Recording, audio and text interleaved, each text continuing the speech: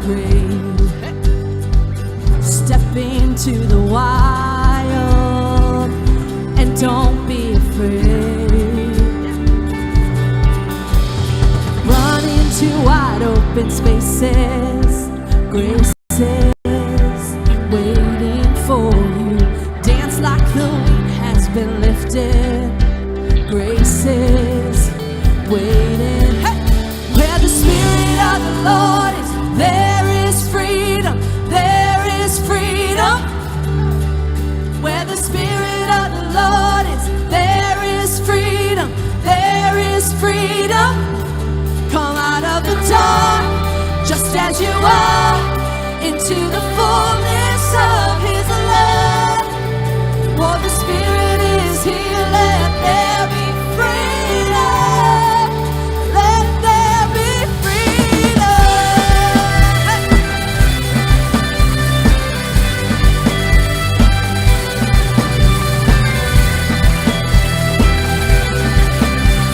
Come on, bring all of your burdens.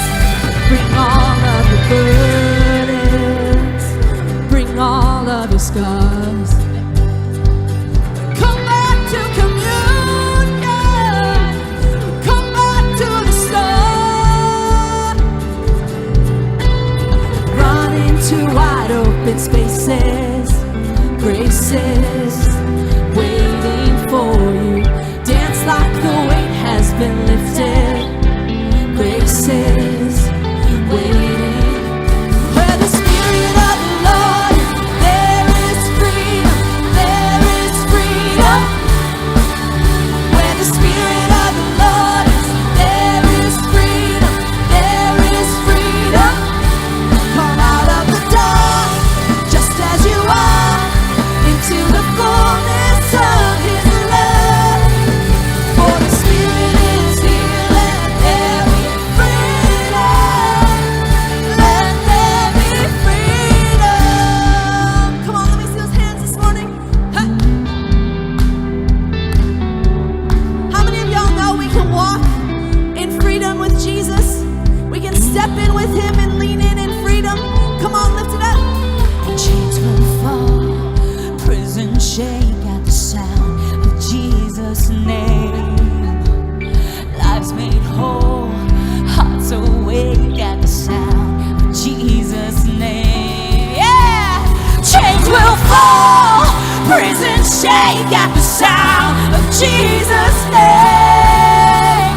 Lives made whole, hearts awake at the sound of Jesus' name. Yeah!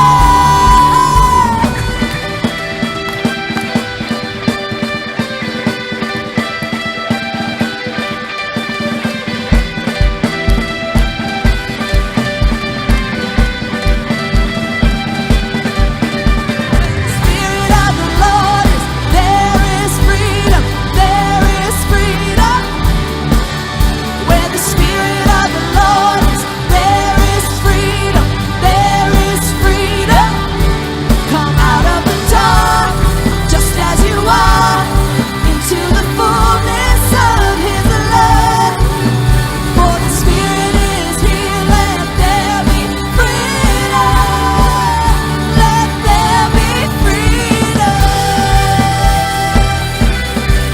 Oh, let there be freedom.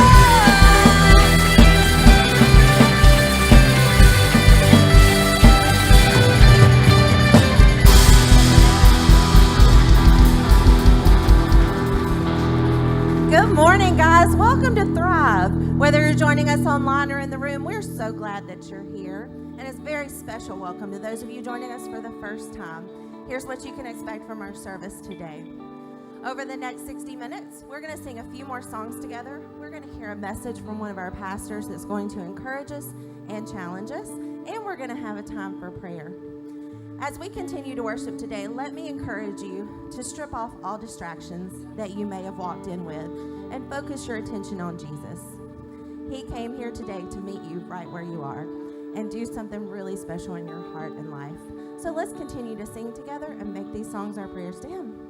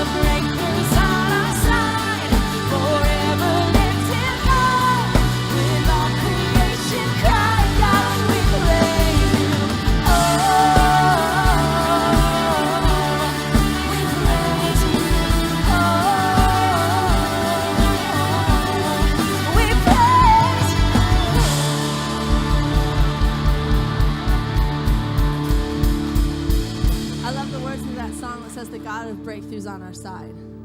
We serve a God who wants to be with you in your everyday. And I love that when we come together and we worship and we praise, it's not because we have a God who needs to be reminded of how amazing he is. He knows. He knows that already. It's so that we can be reminded of how amazing he is. That he can make a way, that he can do a miracle, that he can provide when it feels like there's no provision. We want to take this next part of our service to invite our prayer partners forward. They're going to be on either side of the stage. They're going to have lanyards that are lit up, and they want to pray with you. What do you need God to be today to you? Do you need him to make a way in your finances? Do you need him to make a way in your marriage? Do you need him to make a way in your kids? In your whatever that you're facing today? We want to partner with you in prayer and bring that so that God might remind you that he is with you and that he will meet you right where you are. So come forward for prayer, or stay in your seat and just make these words your prayer and be reminded that our God is with you. You are here, moving in our midst. I worship you. I worship you. You are here, working in this place. I worship you. I worship you.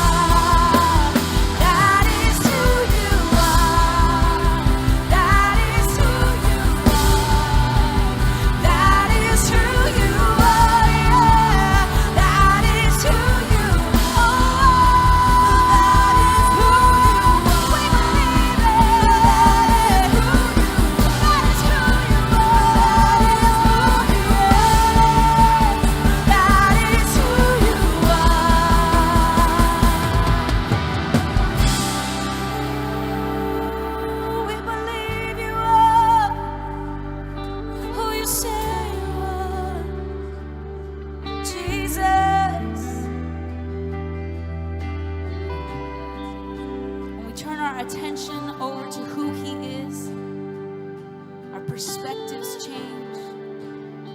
We are reminded that even when we don't see it, He's working. Even when I don't see it, You're working.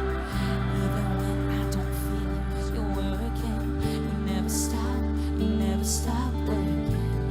never stop. I'm so thankful that His faithfulness is not dependent on how I feel. It's not dependent on what I see. Even when I don't feel it, You're working. You never stop. He never stops working. He's working even when, yeah. Even when I don't see it, You're working. Even when I don't feel it, You're working. You never stop working. You never stop working. Even when I don't see it, You're working. Even when I don't feel it, You're working. You never stop working. You never stop working. Even when I don't see it, You're working. Even when I don't feel it, You're working. You never stop working. You never stop working. Even when I don't see it, You're working. Even when I don't feel it, You're working. You never stop working. You never stop working. Waymaker, miracle worker, promise keeper, light in the darkness. My God, that is who You are. Waymaker, miracle worker, promise keeper, light in the darkness. My God, that is who You are. That is who You are. That is who You are. That is who You are. That is who You are. You're the waymaker. That is who You are. That is who You are. That is who You are. You are waymaker, miracle worker, promise keeper, light in the darkness. Oh, that is who You are. Waymaker, miracle worker, promise keeper, light in the darkness. My God, that is who You are. Yeah.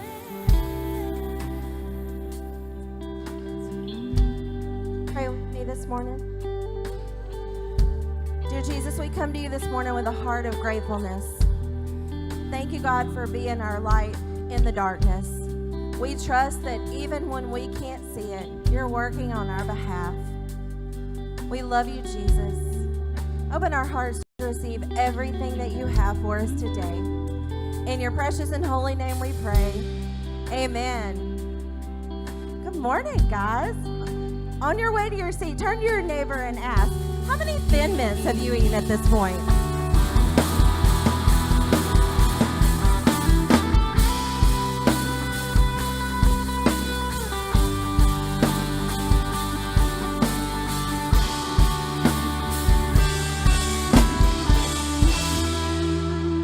Can you all give it up for our amazing worship team?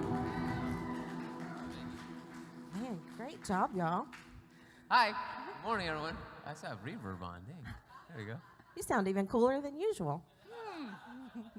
So, JP, Yes. you know you're my favorite rock star. Oh, it make me blush. I can't blush. I'm too brown to blush. Turn purple. But can you throw this guitar over your shoulder like Bon Jovi or something? Okay. I break you by? Deal? I can give you this cool little gift. Deal.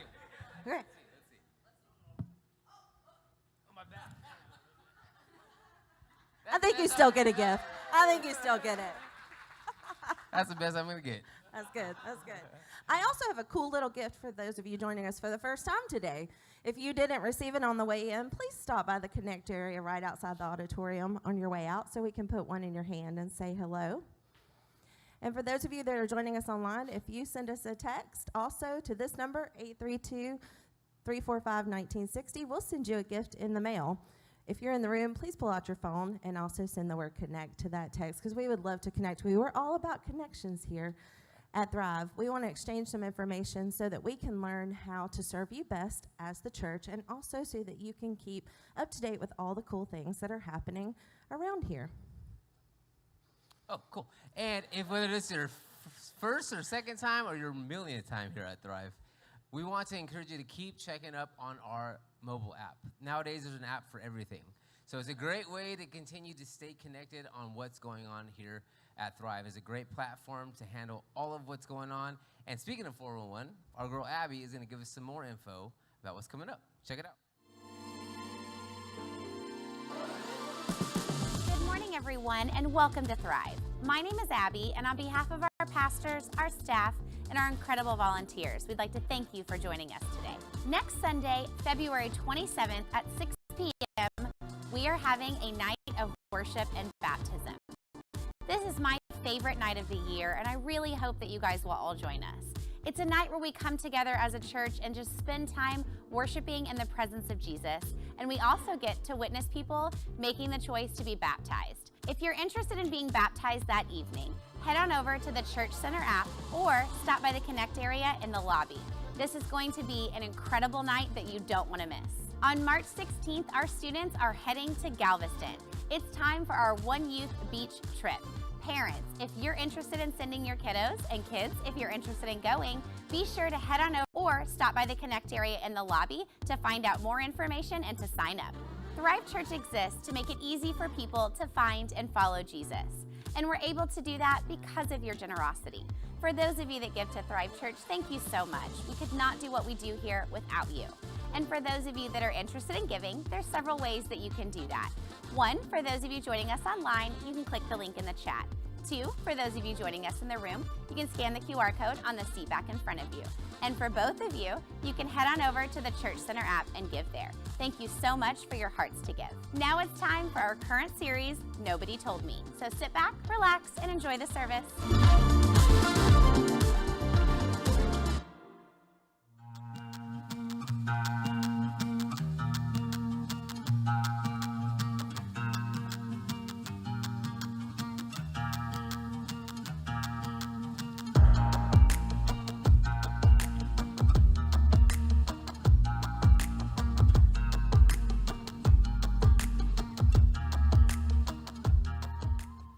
Well, good morning and welcome to service today. My name is Josh Cullen. I'm one of the pastors here.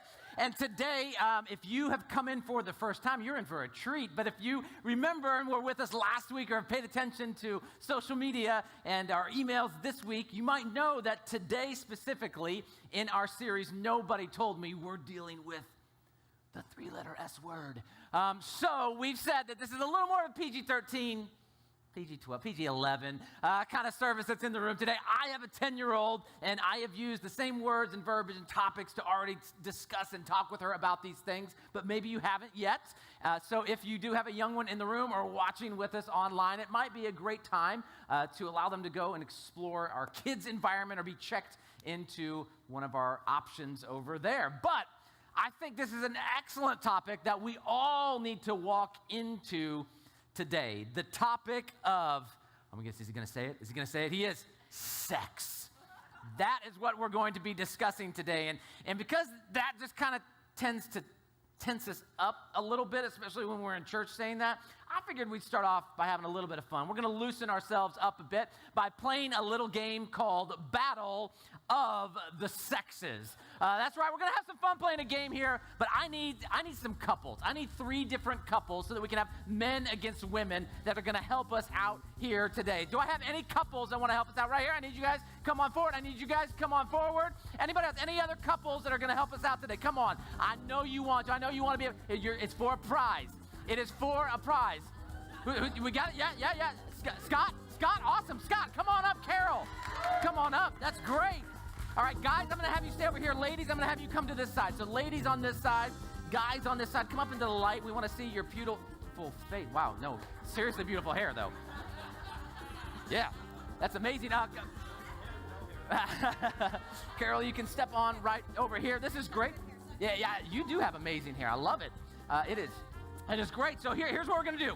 Here's what we're going to do. Ladies and gentlemen, we're going to play a fun little game of Battle of the Sexes, men versus women. What you're going to be able to do here is confer with each other in answering these questions. So you're not playing alone. You're all playing together. And we are playing for prizes.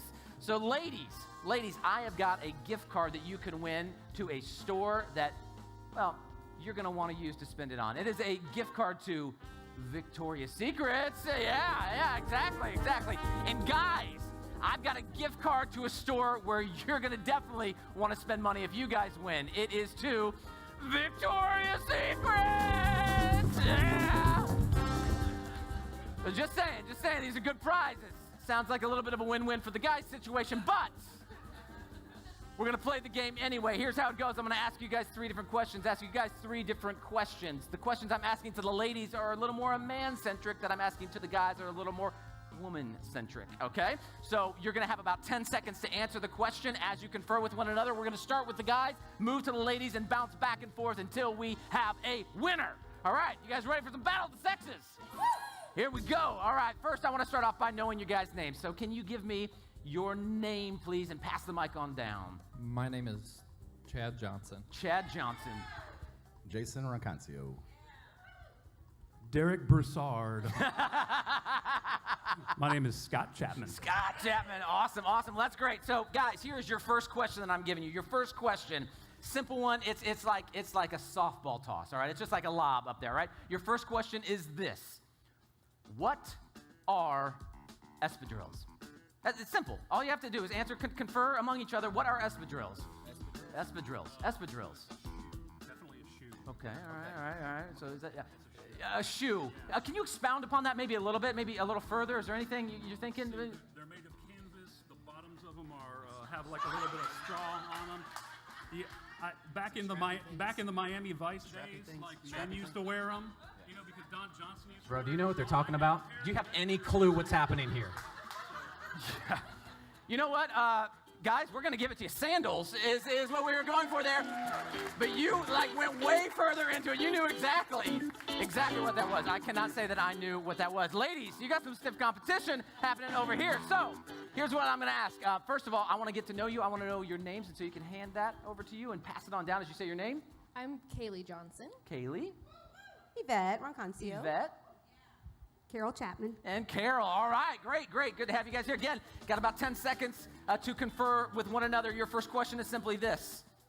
Ladies, what was the name of Han Solo's spacecraft in the Star Wars movies? What was the name of Han Solo's spacecraft? Very famous. You can confer, you can talk. I mean, this is like a once-in-a-generational spacecraft. Yeah. What are you thinking? Millennium Falcon. The Millennium Falcon. That is correct. All right. 1-1. It's 1-1. Guys, your next question. This is a simple one. You guys are going to get this right away, especially if you got espadrilles. Guys, question 2. What is the name of the Duke and Duchess of Windsor's first baby? Simple. Duke and Duchess of Windsor. You guys know who that is? No, they're real people in line for the throne. Okay, yeah. Duke and Duchess of Windsor. All right. The Duke is third in line for the throne right now, right? Second in line for the throne, something like that. I mean, You know this. Come on. all right, what's your answer? What do you guys think? We're going to say Charles. We're going to say Charles. Charles. Hey, yeah, the answer actually is George. So we're very close. It was close. So I get it. All right, ladies, this is it. You can take a leg up on the situation here. Your second question is simply this. What color is the positive terminal on most car batteries? What color is the positive terminal? You can discuss it. What color? The positive terminal. Green. You're going with green? With green, guys, is it green? I'm sorry, it is red. Oh! All right, we are still tied. 1-1. Guys, here it is. This is your time. This is your moment. This is your chance with it. All right, this question has a list to go with it. All right, I need 5. I need 5 in this list. Can you name 5 different types of makeup women put on their face? On their face. Foundation, Mascara. blush, lipstick, eyeliner. Ah, there it is. That's 5. Well done. Well done. All right. All right. Can you name 5 different types of makeup the guys put on? No, I'm kidding. All right. Here we go. Here we go. Last question, ladies. You need this one. You need this one to tie it up. Here it is. Ladies, what does a tachometer measure? What does a tachometer measure? So you can talk amongst yourselves about what you're thinking. What you're thinking.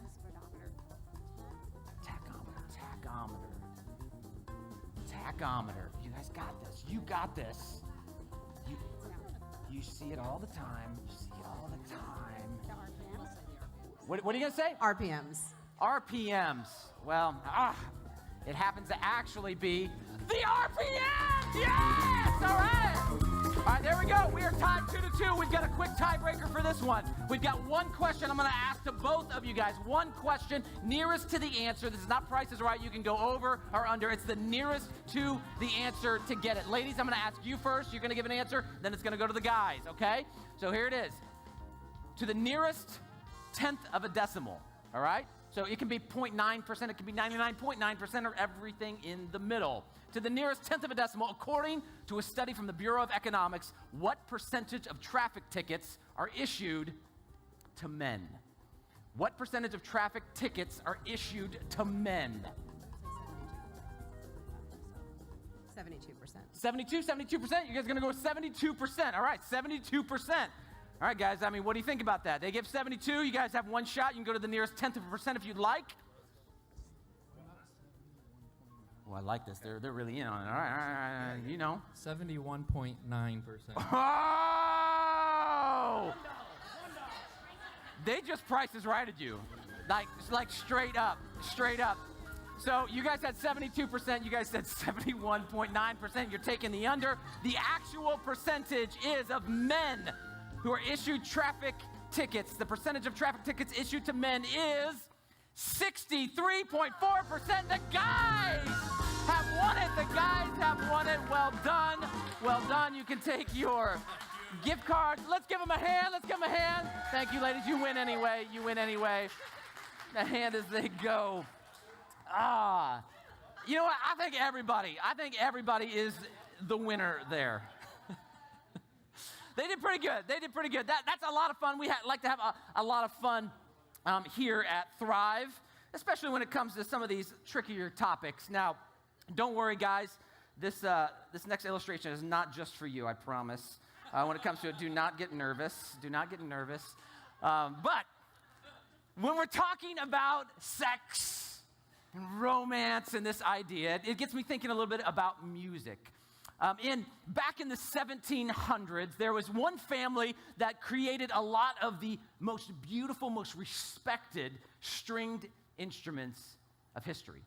The Stradivari family. I've heard some of you actually saying that out there. You kind of know the Stradivari family. Yeah, Antonio Stradivari himself, the patriarch kind of the family, he would craft these beautiful cellos and violins. And people thought of them as almost mystical or magical because of the sounds that they would produce. People tried to mimic them, and nobody could quite get the same sound out of theirs. They're very difficult to come by. They're very rare, very expensive. You kind of got to know somebody in order to have one. There's only a few hundred that are left in the world today. In fact, the Lady Blunt violin that was crafted by Antonio in 1721 was recently sold for $15.9 million. These things are precious. They are incredible. They are beautiful. Do we have any musicians that are in the room today? Anybody that plays an instrument that's in the room right up here? Anybody that plays an instrument, that plays anything right here? You play anything? No, nobody. Right here. Oh, we got one right here. Have you ever held a Stradivarius? You've never held a Stradivarius? I want you to be able to hold one. Here, honey, can you stand up? I want her to be able to hold this Stradivarius. Here, would you take that and just hand that to her? Allow her to pluck it. Just touch it, pluck it, put your hands all over it. pass it over to your husband there. You can pass it down the rows, let people examine and look at it. Yeah. Just put your hands on it. It doesn't matter. It's fine. Just handle it. Handle it however you feel like you should handle it. That's just good. That's just fine. Now obviously, right, that is not a Stradivarius violin. You'd be thinking you would be crazy to handle something that precious, something that valuable, something worth so much with little care. And yet, when it comes to sex, how often do we as people, as a culture, carelessly handle it and just pass it off with, do with it what you want, handle it how you want, sure, and touch it how you want. See, we believe here at Thrive that God has a divine design when it comes to sex. And we're not afraid to walk into topics like this, topics that seem a little taboo to talk about in church. In fact, the church hasn't always handled this subject very well. I know growing up, I heard a lot of things like stay away from the S word, stay away from sex. Oh, it's gross, it's icky, it'll hurt you, it'll burn you. There's so much guilt and so much shame around it, so you should save it for your spouse. Yeah, save it for your husband. Save it for your wife. And so you walk into relationships, you walk into a marriage maybe coming out of that, and you're confused, and you recognize, man, sex is complicated. Like nobody told me. Nobody told me how complicated sex is. And today we're speaking a message, and it doesn't matter whether you're single or married, whether you're young or you're old, whether you're widowed, whether you have a good history and past with the idea of sex, or whether it's riddled with pain and hurt. Today, God has something that he wants to speak to you about this divine design, this gift to humanity, because sex is complicated. It's complicated because we're always at war between this selfish desire and this God design. What I want, what I selfishly want for myself compared to how my Creator created me. And it seems like there's only two different perspectives when it comes to sex, right? Either one, it's all free and it's all good and do whatever you want, or don't touch it. And it seems like you're either in one camp or you're in the other camp. But I don't know about you. I want to teach my kids. I want to teach my girls. I've got 3 of them. And as they grow, as they get older, as it's appropriate to have the conversations and the talks, I want to teach them that sex is a beautiful gift. It's a gift given by God, and you're going to have physical desires for intimacy, for sex. And those are God-given desires. That sex is not something to be ashamed of, but it is something to understand. It's something to ask questions of. It's something to recognize why we have it. Because sex is so much more than what our culture tells us that it is. Oftentimes as a church or as parents, as people, we allow culture to kind of run the gambit and tell us exactly what sex is and isn't, what it should mean, how it should be, and how it shouldn't be.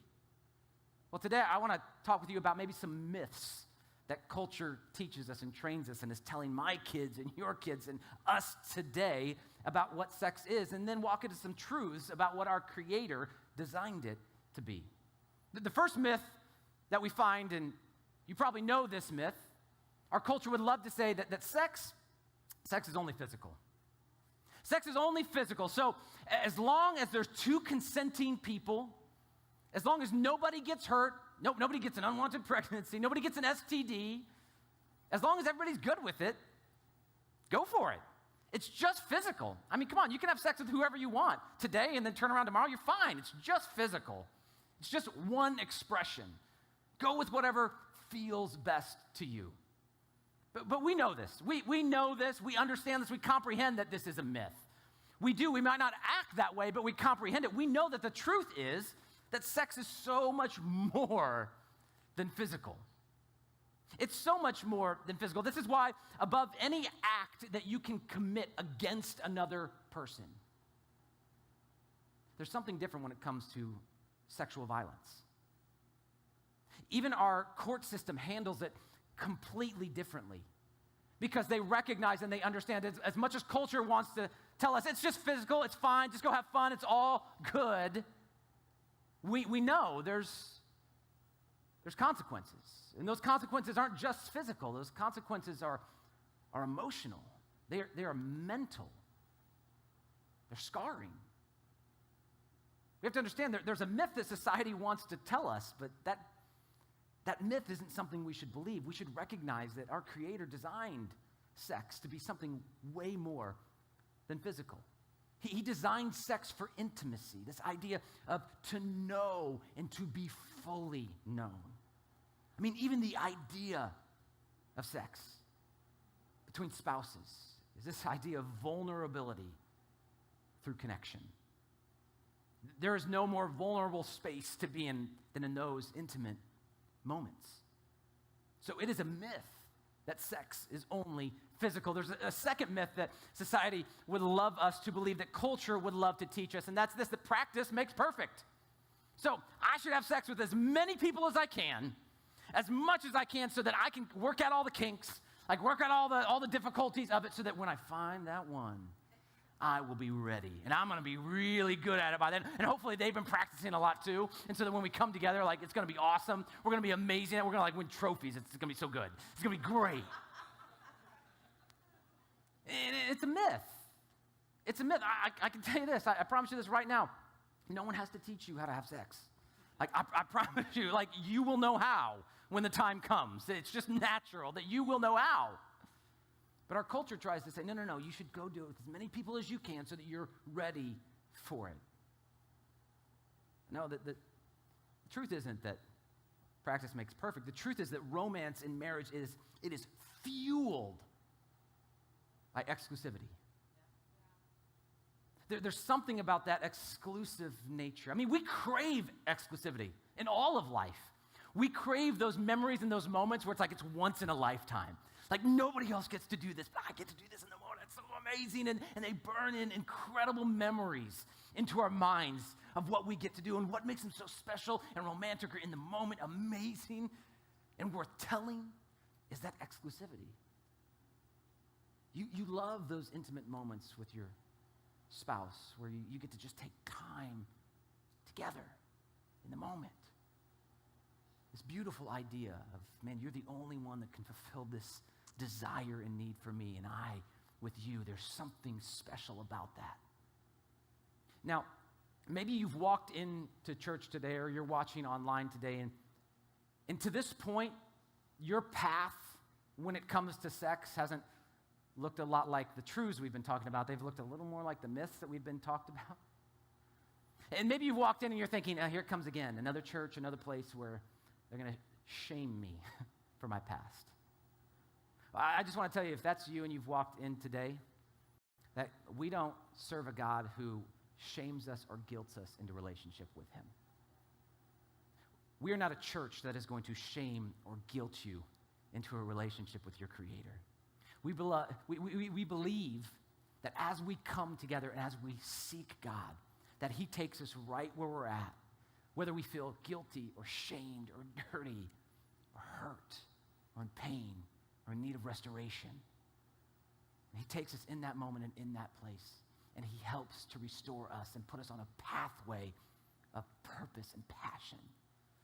So today, if that's you, recognize, man, that your past can be restored, that God cares more about your future, what he has for you, than necessarily what you've walked through. We recognize the pain in what we've walked through, but we recognize that God can still have more for us. Sex is a beautiful gift to humanity. In marriage, it can be so vulnerable, and yet we can connect so well. This is why the consummation is a part of covenant relationship. Because there's something about this coming and joining together.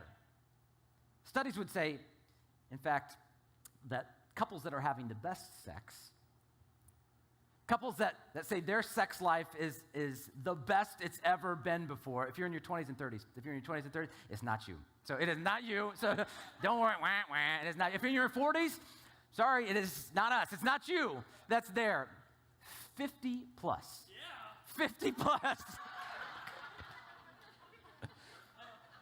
It is those 50 plus with the caveat in a long-term committed relationship. It's not about having as many partners as you can have. It's not about having as many sexual experiences with different people that you can have. There's something about exclusivity in it.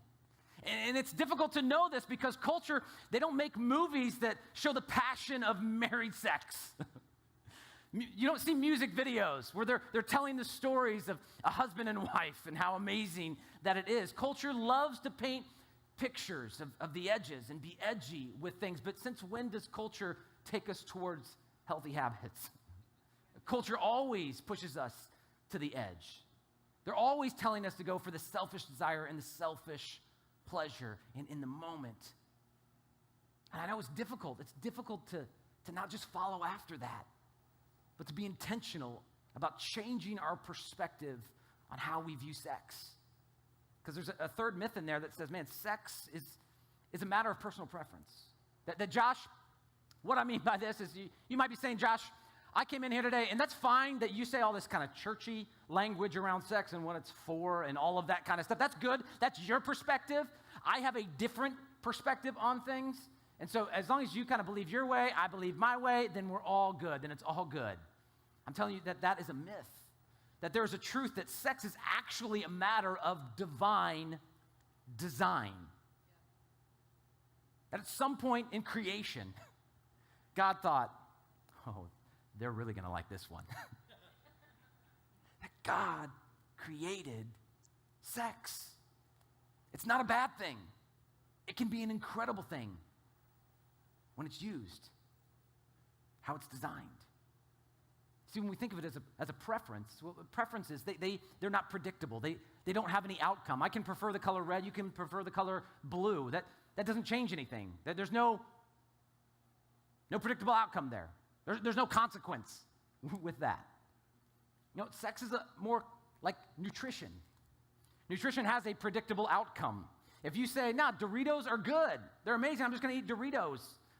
Broccoli? Nah, man. They're the same thing. It's calories are calories. Like Doritos or broccoli. It doesn't matter. They're the same thing. It's just your preference, what you think. No. There is predictable outcomes when you totally consume one or totally consume the other. Why? Because it's the way they're designed. It's the way they're made. The same is true for sex. What's interesting is these three myths are the same myths that 2,000 years ago, a church planter by the name of Paul was writing about to a church that he planted in a town called Corinth. He's writing a letter back to this church. This letter, we call it 1 Corinthians because it's the first letter he wrote back to the church in Corinth. And this is what he says to them in 1 Corinthians 6:15. He says, don't you realize that your bodies are actually parts of Christ? He said, if you're a follower of Jesus, and I'm not going to assume that we all are. I'm not going to assume everybody that's watching today is a follower of Jesus. But if you are, this writing is for us. He says, should a man take his body, which is a part of Christ, and join it to a prostitute? Should a woman take her body, who's a part of Christ, and join it to a prostitute? He's speaking to both men and women in this moment. And I'm thinking that this question has to be rhetorical because it's like, well, we should all know the answer. But Paul, obviously, knowing his audience, has to give an answer. And he says, never. Maybe nobody told you. But I'm going to tell you. He says, and don't you realize that if a man joins himself to a prostitute, he becomes one with her? Women, if you join yourself to a man, you become one with them. And Paul was using the same Greek language here when he talks about becoming one. That was a Greek word for a permanent bond, a gluing together. He goes on to say, for the scripture says, the two are united into one. He's quoting Genesis. But the person who is joined to the Lord is one spirit with him. Now, why is Paul writing this to the church there in Corinth? Well, Corinth was a Roman city, but it had a lot of Greek influence. So it was kind of this Greco-Roman cosmopolitan city They loved new things. They loved experiences. They loved to explore. They believed in this philosophy of dualism. Dualism is the idea that we are made of body and spirit, but those two are not connected to one another. So as long as your spirit, which lives forever, as long as you keep that good, whatever you do with the body is fine. You're good to go with that. Well, so through that, they had a temple built in Corinth, a temple to the goddess Aphrodite, the goddess of love and sex. And so it wasn't uncommon in that day to go to the temple to perform a religious ceremony, and you would pay what they would call a priestess, simply a sex slave, to have sex with her. And then you'd leave and go home to your family and go about your day. But it's all good. It's all good. That's what I'm doing with my body. But as long as I keep my spirit good, and we might be thinking like, boy, that was a crazy culture back then. But don't we kind of do the same today? Like, do whatever you want. Do whatever feels good. Do whatever you feel is right. As long as, like, you're pretty good to people. As long as you volunteer sometimes. As long as you say the right words. Like, do whatever you want. And we kind of disconnect this idea of our body and our spirit. We think, man, we're good if, like, spiritually and our spirit stuff is good. It doesn't matter what I do with my body. Paul's calling them out, and he's calling us out. He's saying, maybe nobody told you. Maybe nobody told you, but I'm going to tell you. He goes on to say, run from sexual sin. Run from sexual sin. No other sin so clearly affects the body as this one does. For sexual immorality is a sin against your own body. And again, you might be coming in thinking, there they get religious again, talking about this sin. Josh, go ahead and give me the list of rules that I have to follow. We often talk about here at Thrive that sin isn't about breaking a rule. Sin is about disconnecting a relationship with your Creator. It's about walking away from or outside of God's design for you. That's what the big deal about sin is. And a lot of times we put rules in place or things in place as guardrails to keep us on a path of faith. And so sometimes it can look like, oh, they're talking about breaking rules. Well, no, the rules are just there. The guidelines are just there. The things we talk about are just there so that we can stay in relationship because God created us to have relationship and connection to Him. And Paul's reminding us that there's something about sex used wrongly that disconnects that relationship in such a greater way. Some of you in the room today, you know that firsthand. You have walked through destructive behaviors. You have done things or had things done to you that have destroyed you. That's why Paul would say, man, run from this. Run from it. And then maybe you're saying, I didn't have an opportunity to run from it. Well, Paul would say, we serve a God that's a God of restoration and healing.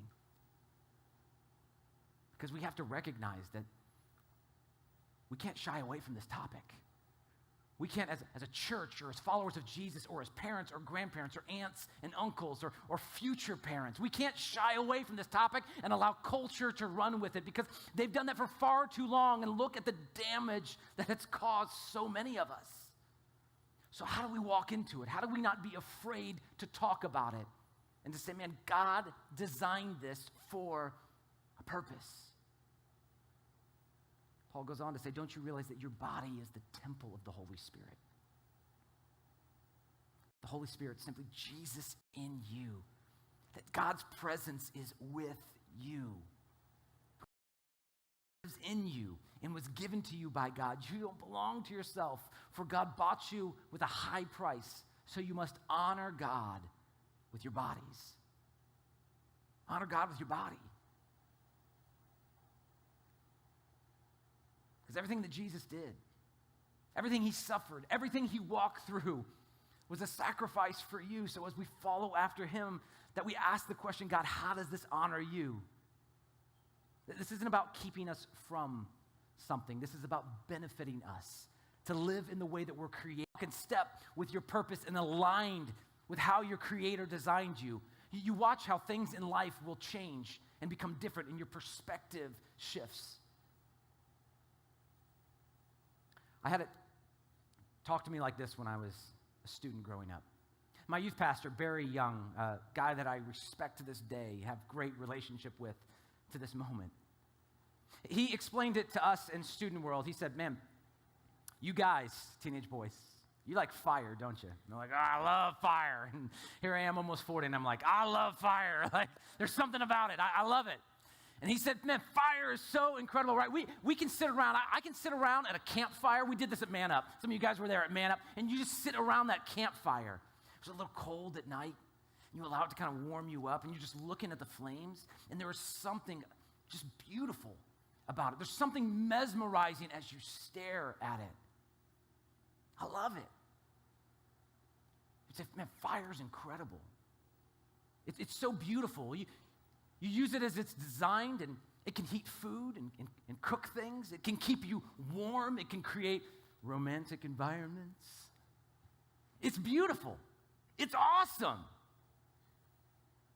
But as soon as you take it out of the place it's designed for, or use it in a way it's not designed to be used, it becomes dangerous and destructive.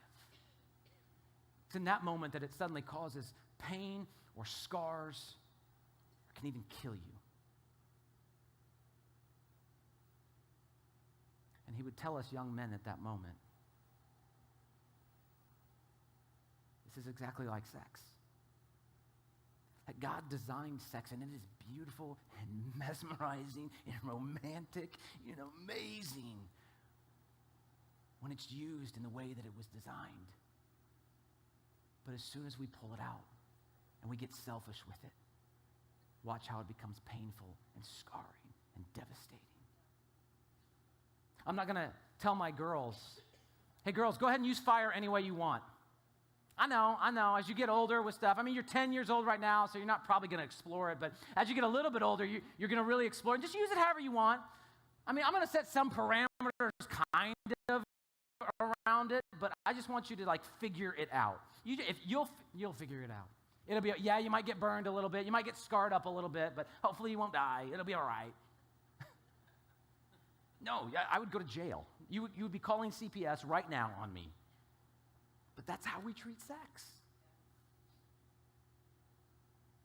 And all of us, we know of someone, or we are that person that has been in pain or scarred or devastated from sex.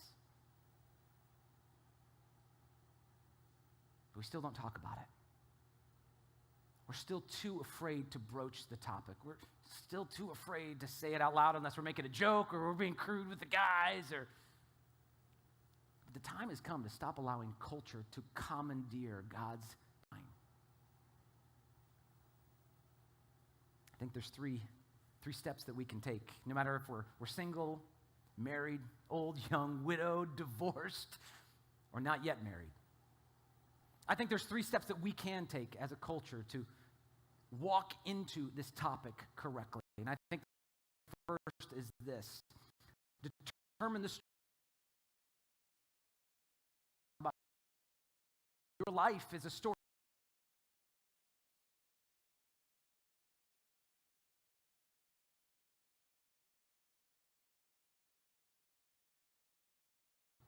And the second is this: let God redeem your story. Maybe the story that has been told so far in your life isn't the story you want to tell. Or maybe you've just never been intentional about that story. But you can allow God to redeem that in your life and begin to walk in purpose and in step with Him. And the third thing is this: help others. Man, help others write a new story. What is a new story? What is a new way to live? How can we mentor? How can we talk about this? How can we teach one another? How can we walk into these conversations and not be afraid of them? Sex, yes, sex is complicated. But sex is complicated, but you are valuable. You are expensive. No, you are priceless. So you should be handled with care. You are the pinnacle of God's creation, that all that Jesus did was for you, for me. This message today, maybe it's opened some questions in your hearts and in your minds. And maybe Kristen and I can be helpful in that way to try and answer some questions or point you in some right directions or get some help. For some of you, maybe it's starting to open up some wounds or some thoughts on some past things or some past hurts or some past actions. And maybe we can have a discussion about what it looks like to walk into certain counseling or get some resources to help you out. But don't allow culture to determine God's design.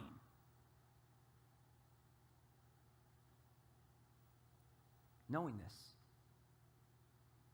this and choosing to honor God, choosing to honor ourselves, choosing to honor others by recognizing this complicated gift that is so vulnerable and yet creates such incredible connection. We recognize it in our bodies. We recognize it in our relationships and in our marriage and how we choose to honor our Creator. God designed sex for you. Let's use it how He designed it. Would you pray with me today? God, we come to you today so grateful that we can walk into difficult topics. God, you are not afraid of them. You are not afraid to go counter culture when we talk about your design. And God, we are grateful today that you walk with us.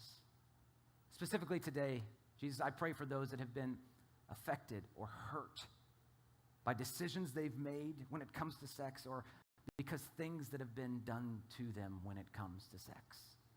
I pray today we would open our hearts to hear from you, that you would bring encouragement and life and understanding, that you would redeem and restore our stories, that we can walk in step with you. I pray today for those of us in the room that we would be willing to have some conversations about this and not allow our culture to commandeer your beautiful gift, but that we would walk into your design the way you would have it. We love you today, Jesus. It's in your holy and precious name we pray. Amen. Amen. Well, we are so grateful that you chose to come and spend your morning here at Thrive with us. Thank you so much for allowing us to jump into a topic like this. We are not afraid to jump into some fun topics. Last week, we talked about how, man, nobody told me marriage is difficult. Not ours. Yes, ours, yes. It is. It's difficult. You heard some stories from our own marriage. And this week, say, man, nobody told me sex is complicated. And next week we get to jump into nobody told me parenting is impossible. #impossible parenting. I don't know if those of you out there have had situations like us. I remember when our oldest was just like almost 2, and you're trying to put her in her car seat, and all of a sudden they become the Incredible Hulk, and they're like just, and like everything is like frozen, and you're like, I don't know how to get you in the car seat without potentially breaking an arm while I'm trying to like push you down into it. #impossible parenting. So here's what we want to hear. We want to know your stories. So as you go through this week, if you have funny stories from the past, or kids always give us good stories every single day, post them on Instagram, post them on social media, send them to us in our messages. Thrive Church TX on Instagram, #impossible parenting. We want to see it. We want to know what we're dealing with, because parenting is impossible. Yeah, we want to know that we're living this life together. Like, we're all going through this. Oh, you too? Like, yes, me too. We're with this on it. And we're going to walk into parenting is impossible. What's great next week as well, not only do we have that in the morning, at nighttime we have our night of worship and baptisms. And if you've never been a part of one of those, you are not going to want to miss it. It's an incredible moment where we pack a few more chairs in, and where we come in and we have simply music in celebration of people that have made a decision to follow after Jesus with baptism. It gets a little rowdy in here. It gets a little crazy, but we have a lot of fun. And maybe you're asking yourself, what exactly is baptism? How do I go about that? We would love to talk more about that. If you're ready to take your next step of faith, if you've said yes to Jesus recently, baptism is your next right step. And we want to share with you, answer any questions you have, share with you what the purpose of that is. And I promise it's not like you come and you get baptized in water and we hold you down for 4 minutes and then say, yay, go on. 3 minutes and 30 seconds is our max. I'm kidding. But we want to answer any questions y'all have. And it is an amazing night of celebrating life, change. It's such a cool night to worship together. We have a killer band. We have some amazing worship leaders coming to join us that night, so you don't want to miss it. And again, if you have any questions, see us in the Connect area. Sure. Would you guys stand with me as we close today and walk out of here? I want you to walk out of here encouraged. You've got a God that is for you. You have a church that is with you, and you might have a spouse that's beside you, and you can look at her and just say, hey, you know what, honey? I'm bringing sexy back. That's right. That's right. That's right. That's right. Come on. Come on. Y'all have a good week. Have a good week, everybody.